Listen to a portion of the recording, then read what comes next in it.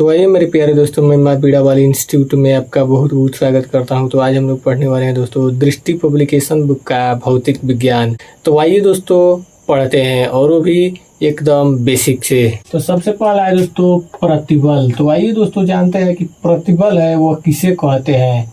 साम्यावस्था में वस्तु की अनुप्रस्थ काट के एकांक क्षेत्रफल पर कार्य करने वाले आंतरिक प्रतिक्रिया बल अथवा प्रत्यानयन बल को प्रतिबल कहते हैं। यानी कि दोस्तों साम्यावस्था का मतलब होता है दोस्तों कि किसी भी वस्तु में वो ऊर्जा स्वयं उत्पन्न होती है और आपस में लड़ करके दोस्तों नष्ट हो जाती है, उसी को बोलते हैं दोस्तों साम्यावस्था।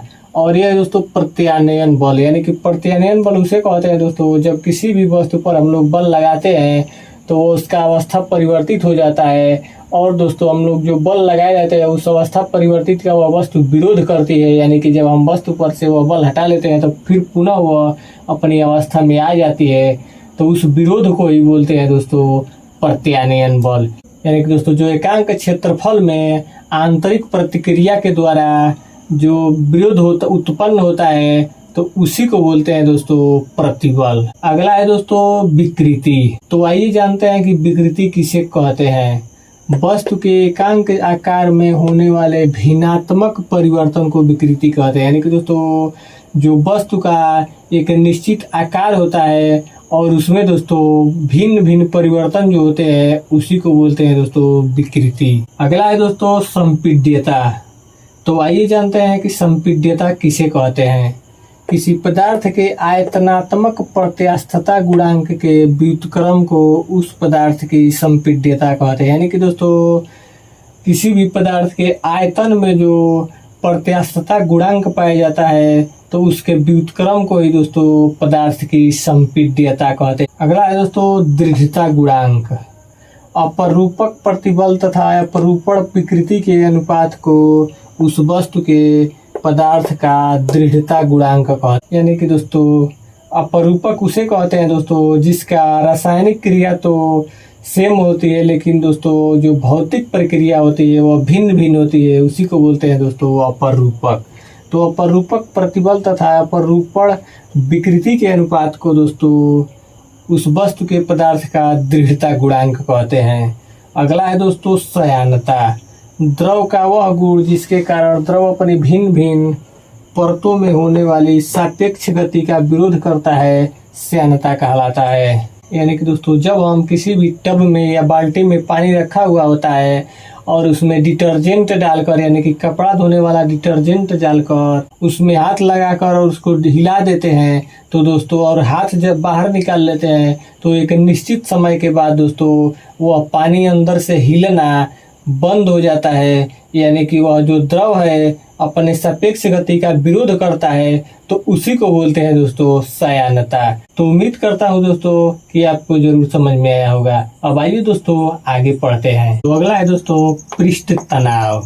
किसी द्रव के तल में लगने वाला वह तनाव जिससे द्रव के पृष्ठ यानी कि तल पर खींची गई किसी काल्पनिक रेखा की एकांक लंबाई पर पृष्ठ के तल में तथा रेखा के लंबरूप कार्य करता है। यानी कि दोस्तों इसका मतलब ये हो गया दोस्तों, पृष्ठ तनाव का मतलब ये होता है, पृष्ठ का मतलब होता है दोस्तों तल यानी कि तली में, और तनाव का मतलब होता है दोस्तों कि दाब जैसे प्रक्रिया। यानी कि दोस्तों जो तली में दबाव लगता है या जो तली में तनाव जैसी प्रक्रिया उत्पन्न होती है उसी को बोलते हैं दोस्तों पृष्ठ तनाव। इसके पहले हम लोगों ने पढ़ा दोस्तों सयानता। तो सयानता का मतलब होता है दोस्तों चिपचिपापन ज्यादा, या दोस्तों उसको सामान्य भाषा में बोलते हैं गाढ़ापन। लेकिन दोस्तों ये जो है पृष्ठ तनाव या तली में लगने वाले दबाव या तली में लगने वाले तनाव को दोस्तों कहते हैं पृष्ठ तनाव। आइए दोस्तों एग्जाम्पल के द्वारा समझते हैं। एग्जाम्पल है पहला, पारे की छोटी बूंदे गोल तथा बड़ी बूंदे चपटी हो जाती है। यानी कि दोस्तों जो पारे की बूंदे छोटी होती है वह गोल होती है तथा जो बड़ी बूंदे होती है वो दोस्तों चपटी हो जाती है। यानी कि जो इसके पृष्ठ में यानी कि जो तल में दबाव लगता है उसी दबाव के कारण या उसी तनाव के कारण जो छोटी बूंदे होती है वो गोल ही रह जाती है, लेकिन जो बड़ी बूंदे होती है दोस्तों वो चपटी हो जाती है। दूसरा एग्जाम्पल है दोस्तों सुई का जल पर तैरना। यानी कि दोस्तों जो सुई जल के ऊपर तैरने लगता है तो उसके नीचे दोस्तों पृष्ठ तनाव काम करता है, यानी कि तली में तनाव एक काम करता है। उसी तनाव के कारण सुई जो है पानी के ऊपर तैरता रहता है। अगला है दोस्तों ससंजक बल। तो आइए दोस्तों जानते हैं कि ससंजक बल किसे कहते हैं।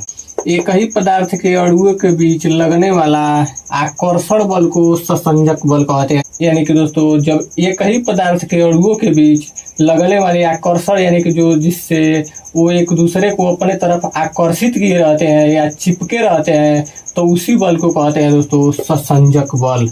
अगला है दोस्तों आसंजक बल।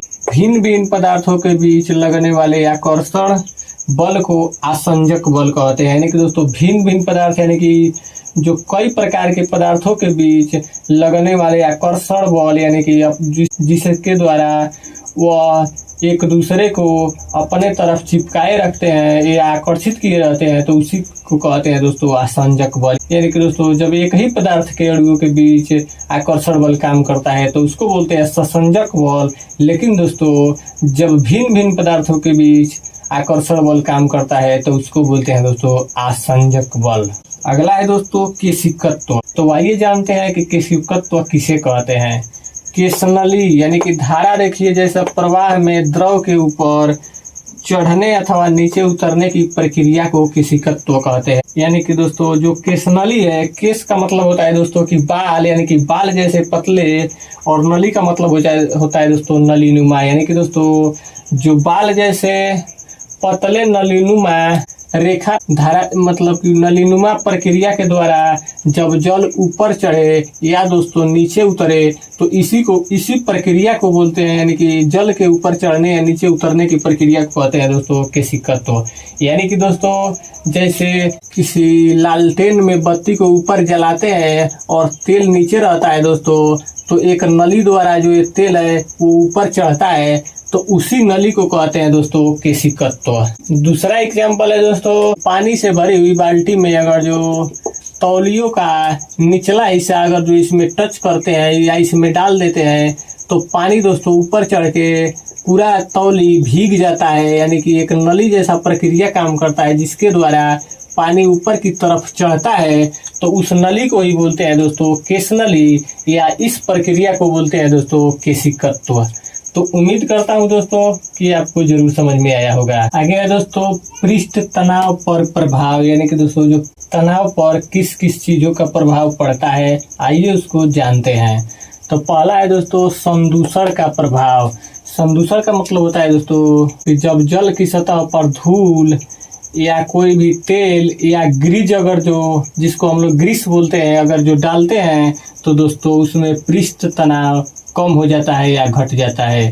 दूसरा है दोस्तों विलेय का प्रभाव। यानी कि दोस्तों जब हम जल में कोई विलेय डालते हैं, अगर जो दोस्तों वह विलेय जो है वो बहुत ज्यादा घुलनशील है तो दोस्तों पृष्ठ तनाव बढ़ जाता है। लेकिन दोस्तों अगर जो दोस्तों वह विलेयक जो है वह कम घुलनशील है तो पृष्ठ तनाव दोस्तों घट जाता है। जैसे दोस्तों अगर जो हम लोग पानी में नमक को डालते हैं तो दोस्तों यह ज्यादा घुलनशील है तो इसमें दोस्तों पृष्ठ तनाव बढ़ जाएगा। लेकिन दोस्तों अगर जो पानी में हम लोग साबुन को डालेंगे तो दोस्तों साबुन जो है ये कम घुलनशील है तो दोस्तों इसमें पृष्ठ तनाव घट जाएगा। और तीसरा है दोस्तों ताप का प्रभाव। यानी कि दोस्तों इसका मतलब ये हो गया दोस्तों कि जब ताप हम लोग बढ़ाते हैं तो ताप बढ़ने पर ससंजक बल का मान घट जाता है तो दोस्तों पृष्ठ तनाव घट जाता है। तो उम्मीद करता हूँ दोस्तों कि आपको जरूर समझ में आया होगा। तो दोस्तों आज बस यहीं तक, फिर मिलते हैं अगले दिन ऐसे ही बेसिक क्लास के साथ। धन्यवाद।